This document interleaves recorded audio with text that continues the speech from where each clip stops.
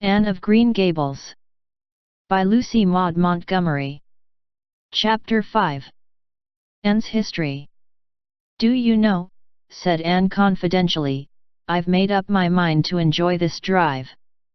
It's been my experience that you can nearly always enjoy things if you make up your mind firmly that you will. Of course, you must make it up firmly. I am not going to think about going back to the asylum while we're having our drive. I'm just going to think about the drive. Oh, look, there's one little early wild rose out. Isn't it lovely? Don't you think it must be glad to be a rose? Wouldn't it be nice if roses could talk? I'm sure they could tell us such lovely things. And isn't pink the most bewitching color in the world? I love it, but I can't wear it. Red-headed people can't wear pink, not even in imagination. Did you ever know of anybody whose hair was red when she was young, but got to be another color when she grew up?" "No, I don't know as I ever did," said Marilla mercilessly, "and I shouldn't think it likely to happen in your case either." Anne sighed. "Well, that is another hope gone. My life is a perfect graveyard of buried hopes." That's a sentence I read in a book once, and I say it over to comfort myself whenever I'm disappointed in anything. "I don't see where the comforting comes in myself," said Marilla. "Why, because it sounds so nice and romantic, just as if I were a heroine in a book, you know. I am so fond of romantic things, and a graveyard full of buried hopes is about as romantic a thing as one can imagine, isn't it? I'm rather glad I have one. Are we going across the Lake of Shining Waters today?" "We're not going over Barry's Pond, if that's what you mean by your Lake of Shining Waters. We're going by the shore road." "Shore road sounds nice," said Anne dreamily. "Is it as nice as it sounds? Just when you said shore road I saw it in a picture in my mind, as quick as that. And White Sands is a pretty name, too, but I don't like it as well as Avonlea. Avonlea is a lovely name. It just sounds like music. How far is it to White Sands?" "It's 5 miles, and as you're evidently bent on talking you might as well talk to some purpose by telling me what you know about yourself." "Oh, what I know about myself isn't really worth telling," said Anne eagerly. "If you'll only let me tell you what I imagine about myself you'll think it ever so much more interesting." "No, I don't want any of your imaginings. Just you stick to bald facts. Begin at the beginning. Where were you born and how old are you?" "I was 11 last March," said Anne, resigning herself to bald facts with a little sigh. "And I was born in Bolingbroke, Nova Scotia. My father's name was Walter Shirley, and he was a teacher in the Bolingbroke High School. My mother's name was Bertha Shirley. Aren't Walter and Bertha lovely names? I'm so glad my parents had nice names. It would be a real disgrace to have a father named, well, say Jedediah, wouldn't it? I guess it doesn't matter what a person's name is as long as he behaves himself," said Marilla, feeling herself called upon to inculcate a good and useful moral. "Well, I don't know." Anne looked thoughtful. "I read in a book once that a rose by any other name would smell as sweet, but I've never been able to believe it. I don't believe a rose would be as nice if it was called a thistle or a skunk cabbage. I suppose my father could have been a good man even if he had been called Jedediah, but I'm sure it would have been a cross. Well, my mother was a teacher in the high school, too, but when she married father she gave up teaching, of course. A husband was enough responsibility. Mrs. Thomas said that they were a pair of babies and as poor as church mice. They went to live in a weeny-teeny little yellow house in Bolingbroke. I've never seen that house, but I've imagined it thousands of times. I think it must have had honeysuckle over the parlor window and lilacs in the front yard and lilies of the valley just inside the gate. Yes, and muslin curtains in all the windows. Muslin curtains give a house such an air. I was born in that house. Mrs. Thomas said I was the homeliest baby she ever saw. I was so scrawny and tiny and nothing but eyes, but that mother thought I was perfectly beautiful. I should think a mother would be a better judge than a poor woman who came in to scrub, wouldn't you? I'm glad she was satisfied with me anyhow. I would feel so sad if I thought I was a disappointment to her because she didn't live very long after that, you see.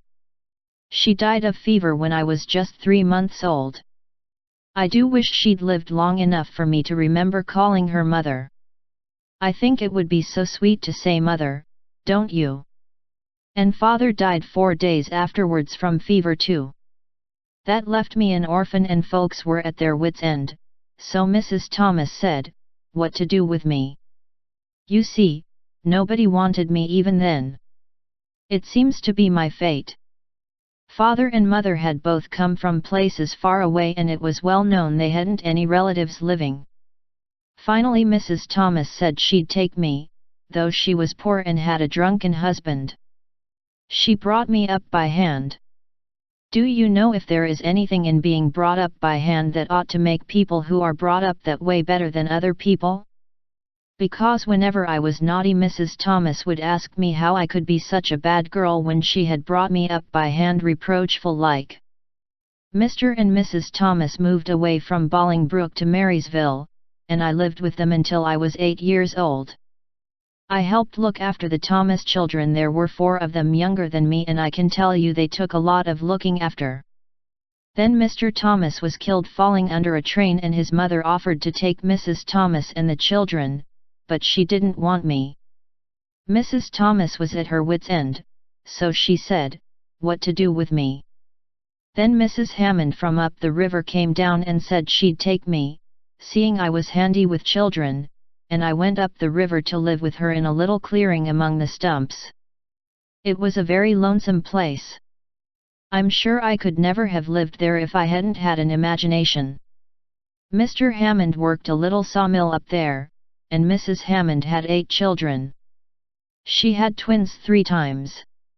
I like babies in moderation, but twins 3 times in succession is too much. I told Mrs. Hammond so firmly, when the last pair came. I used to get so dreadfully tired carrying them about. I lived upriver with Mrs. Hammond over 2 years, and then Mr. Hammond died and Mrs. Hammond broke up housekeeping. She divided her children among her relatives and went to the States. I had to go to the asylum at Hopeton, because nobody would take me. They didn't want me at the asylum, either, they said they were overcrowded as it was. But they had to take me and I was there 4 months until Mrs. Spencer came. Anne finished up with another sigh, of relief this time. Evidently she did not like talking about her experiences in a world that had not wanted her. Did you ever go to school? Demanded Marilla, turning the sorrel mare down the shore road. Not a great deal. I went a little the last year I stayed with Mrs. Thomas. When I went upriver we were so far from a school that I couldn't walk it in winter and there was a vacation in summer, so I could only go in the spring and fall. But of course I went while I was at the asylum.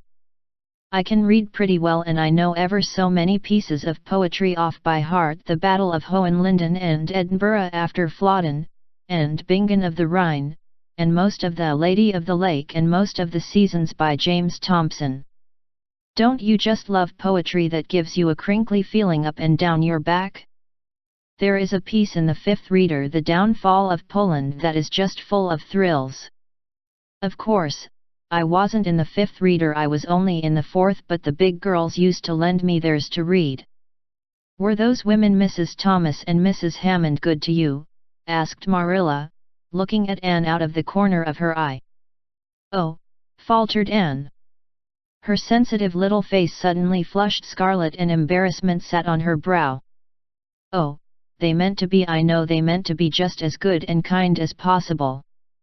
And when people mean to be good to you, you don't mind very much when they're not quite always. They had a good deal to worry them, you know. It's a very trying to have a drunken husband, you see, and it must be very trying to have twins 3 times in succession, don't you think? But I feel sure they meant to be good to me." Marilla asked no more questions. Anne gave herself up to a silent rapture over the shore road, and Marilla guided the sorrel abstractedly while she pondered deeply. Pity was suddenly stirring in her heart for the child. What a starved, unloved life she had had, a life of drudgery and poverty and neglect, for Marilla was shrewd enough to read between the lines of Anne's history and divine the truth. No wonder she had been so delighted at the prospect of a real home. It was a pity she had to be sent back. What if she, Marilla, should indulge Matthew's unaccountable whim and let her stay? He was set on it, and the child seemed a nice, teachable little thing.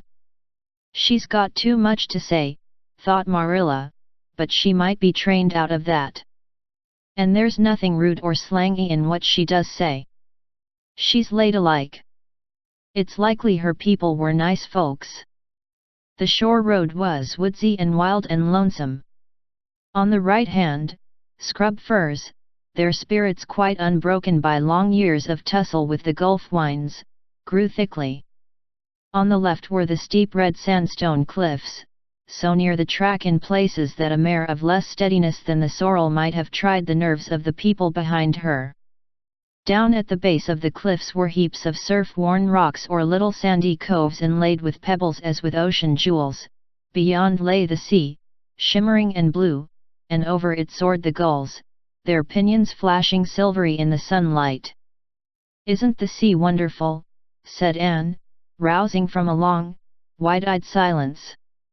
"Once, when I lived in Marysville, Mr. Thomas hired an express wagon and took us all to spend the day at the shore 10 miles away. I enjoyed every moment of that day, even if I had to look after the children all the time. I lived it over in happy dreams for years. But this shore is nicer than the Marysville shore. Aren't those gulls splendid?